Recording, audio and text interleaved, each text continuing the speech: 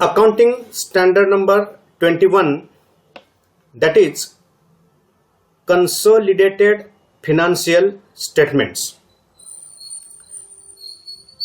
This standard is introduced from 1st April 2001. The objective of this standard is to lay down principles and procedures for preparation and presentation of consolidated financial statements and for accounting for investments in subsidiaries in separate financial statements. Consolidated financial statements are presented by a parent, also known as holding enterprise, to provide financial information about the economic activities of its group. Consolidated financial statements are the financial statements of group presented as those of single enterprise. Consolidated financial statements normally include consolidated balance sheet, consolidated statement of profit and loss, and notes, other statements and explanatory material that form an integral part thereof. Consolidated cash flow statement is presented in case a parent presents its own cash flow statement. The consolidated financial statements are presented to the extent possible in the same format as that adopted by the parent for its separate financial statements. In preparing consolidated financial statements, the financial statements, that is balance sheet and profit and loss account of the parent and its subsidiaries, should be combined on a line by line basis by adding together like items of assets, liabilities, incomes and expenses. For the purpose of consolidation, the financial statements are required to be drawn up to the same reporting date. If it is not practicable to draw up the financial statements of one or more subsidiaries to such date, and accordingly those financial statements are drawn up to different reporting dates, adjustment should be made for the effects of significant transactions or other events that occur between those dates and the date of the parent's financial statements. In any case, the difference between reporting dates should not be more than 6 months. Consolidated financial statements should be prepared using uniform accounting policies for like transactions and other events in similar circumstances.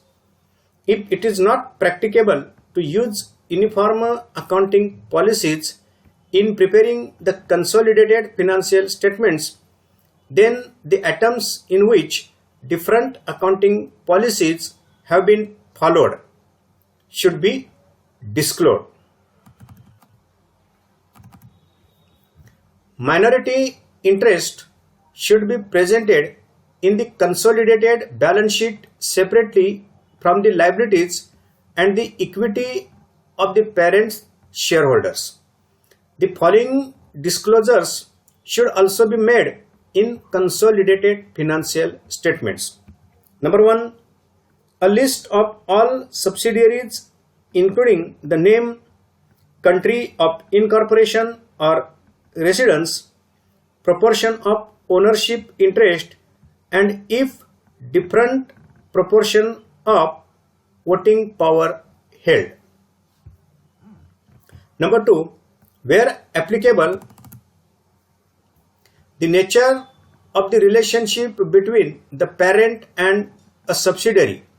If the parent does not own directly or indirectly through subsidiaries more than one half of the voting power of the subsidiary, the effect of the acquisition and disposal of subsidiaries on the financial position at the reporting date, the results for the reporting period, and on the corresponding amounts for the preceding period, and the names of the subsidiary or subsidiaries of which reporting date or reporting dates is or are different from that of the parent, and the difference in reporting dates.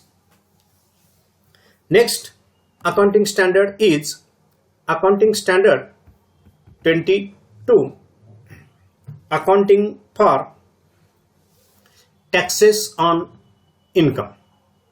It is introduced from 1st April 2001. This accounting standard prescribes the accounting treatment for taxes on income. Traditionally, amount of tax payable is determined on the profit or loss computed as per income tax laws. According to this accounting standard, tax on income is determined on the principle of accrual concept. According to this concept, tax should be accounted in the period in which corresponding revenue and expenses are accounted.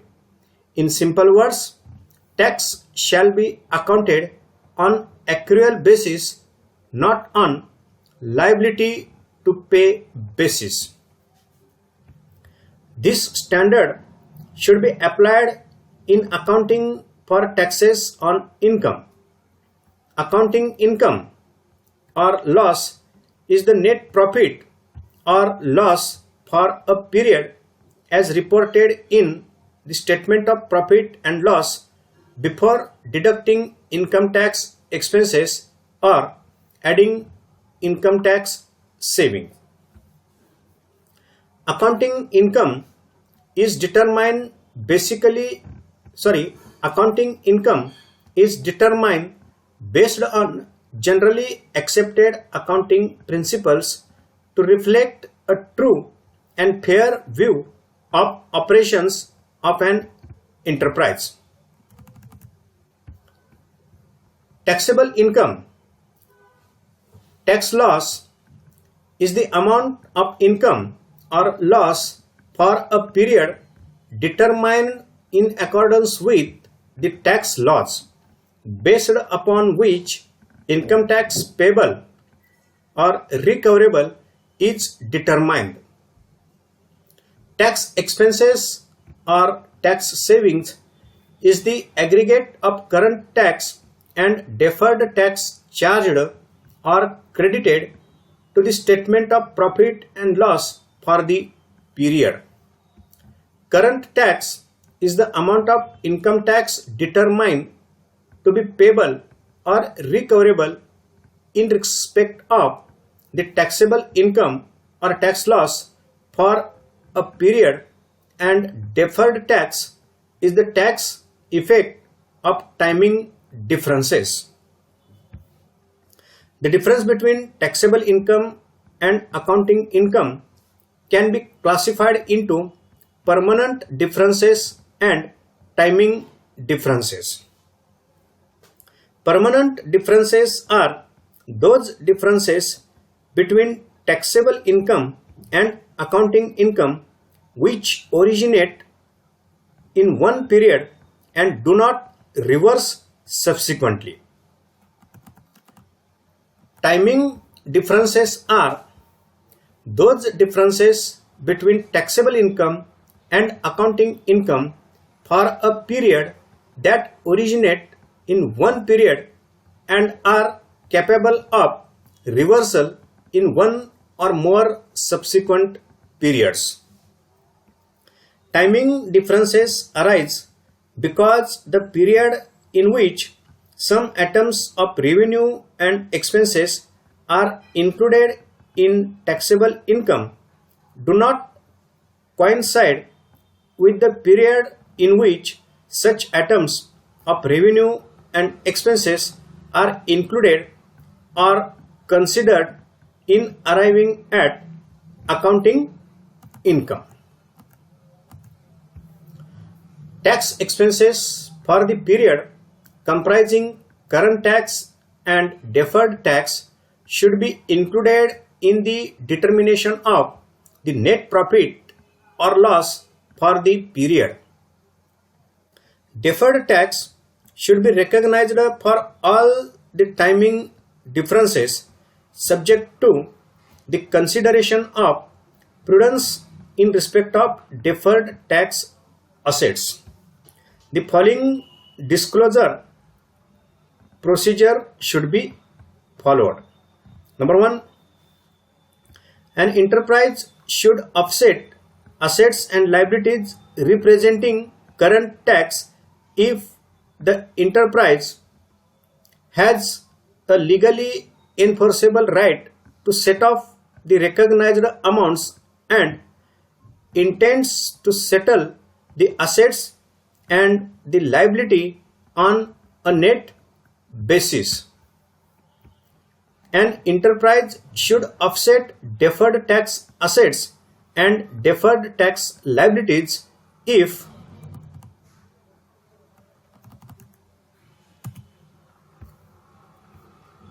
the enterprise has a legally enforceable right to set off assets against liabilities representing current tax and the deferred tax liabilities, and the deferred tax liabilities relate to tax on income levied by the same governing taxation laws. Number 3, deferred tax assets and liabilities should be distinguished from assets and liabilities representing current tax for the period. Deferred tax assets and liabilities should be disclosed under a separate heading in the balance sheet of the enterprise separately from current assets and current liabilities. The breakup of deferred tax assets and deferred tax liabilities into major components of the respective balances should be disclosed in the notes to accounts. Number 5, the nature of the evidence supporting the recognition of deferred tax assets should be disclosed if an enterprise has unabsorbed depreciation or carry forward of losses under tax laws.